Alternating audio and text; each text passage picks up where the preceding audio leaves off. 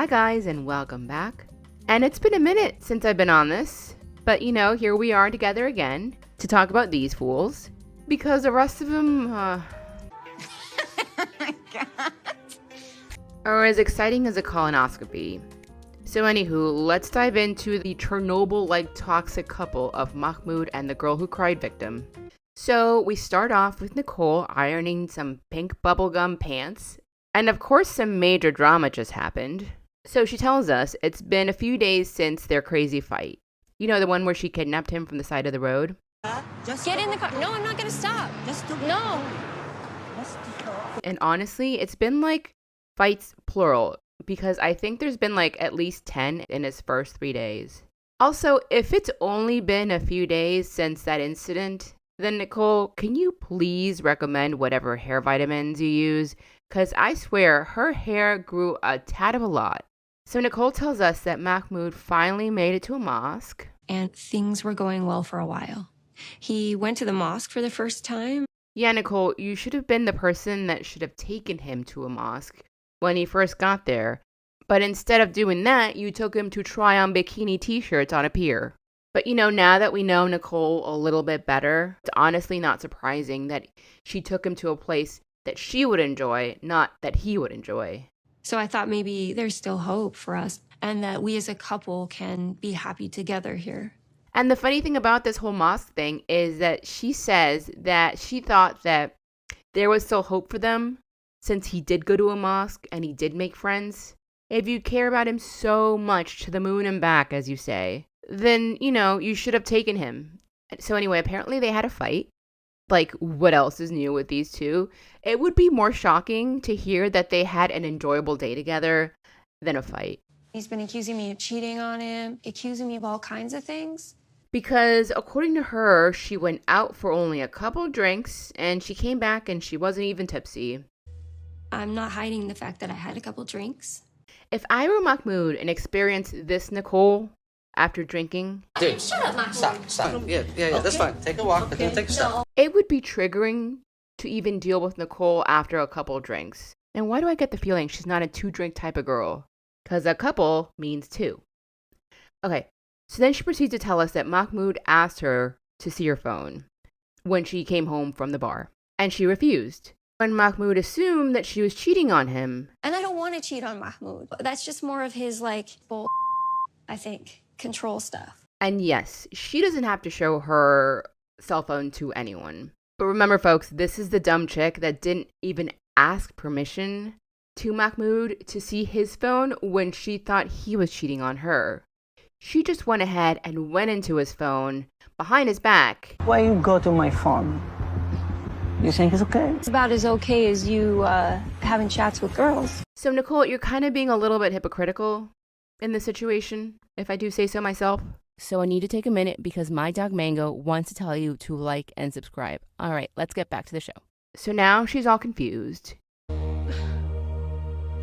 It's just really confusing for me. Yeah, of course you are, because you like to take no accountability. You will always be the victim in your narrative because you can't see past your own selfishness. So she doesn't really get much into detail about this whole situation, but that's okay because Mahmoud does. So then we get Mahmoud's side of what happened. So what happened?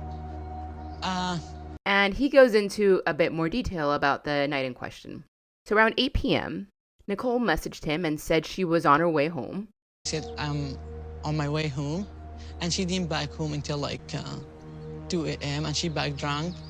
Yeah, Nicole, you left that part of your sob story out, sweetie. See, my question is, did she text him between those times to tell him that she was going to be at a bar? Because it's pretty messed up if you tell someone you're going to be there at 8 and then you show up, 6 hours later, drunk, with no answers to any of the questions that you have. Ask her, you was who? And she said, no, buddy, I'm just was at work. No wonder he feels funny about the whole thing. I would.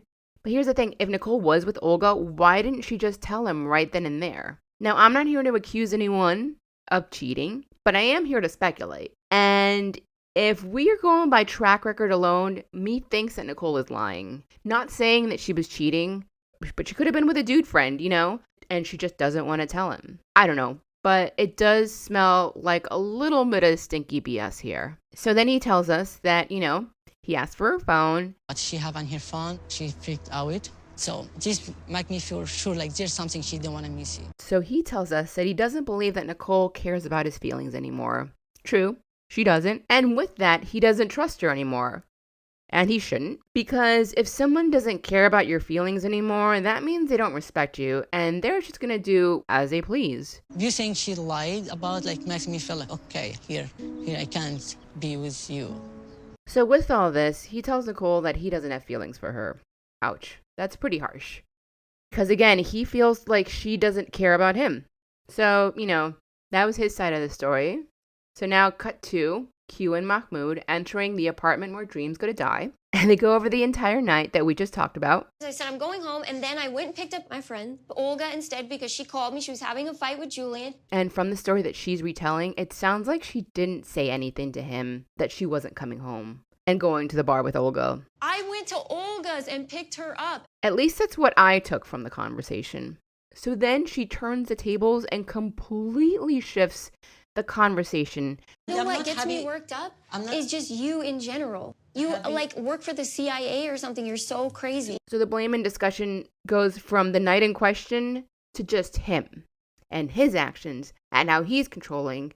And personally, I think if you didn't know the backstory, you would think, yeah, he's being controlling. But his questioning comes from a ton of disrespectful actions from her end. Why is drinking an issue? Because she acted so unhinged and abusive when she was.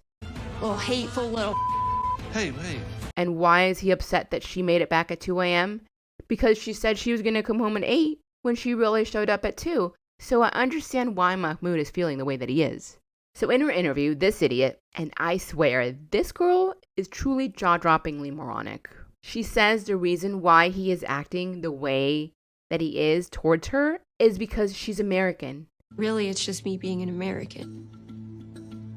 And just living life the way that I do here. Yeah, she blames it on that. They hate our freedoms. Also, newsflash, sweetie, we're not free. We all live under the thumb of an oppressive, hyper-capitalist system, masked to look like freedom. But sure, okay, whatever you say. So Mahmoud is done. He's done. And he tells her that she's turned into that little gremlin guy with the ring. You just want to show me you have the power here.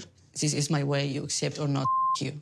Good for him. And apparently she was not listening to anything that he was saying, because instead of acknowledging what he just said and his feelings, she goes into her, you can't tell me what to do, nonsense. You don't have any control over what I wear. I'm not even talking just what I'm about saying, that. I'm not controlling. It's like she already had that line prepared in her head. So no matter what he said, that's what she was going to say. So then he tells her, I'm leaving.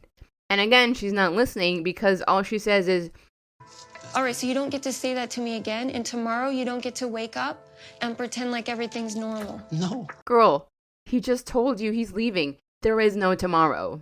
So then we go back to the same song and dance BS we've been subjected to every week from them. So you cannot stay here for a few days. Okay. You can't stay here at all. Okay. It's like Groundhog's Day, I swear. So she kicks him out, and he grabs his suitcase, and he goes out the door for the millionth of time onto the streets of LA. And I'm sure in the next episode, we're going to see her getting in her teeny tiny little car and chase after him. And that, my friends, is the end of the video. Thank you so much for stopping by. I really, really appreciate. Please don't forget to like, share, subscribe, and watch another video while you're at it. All right, guys, have a wonderful week, and thank you again. Bye.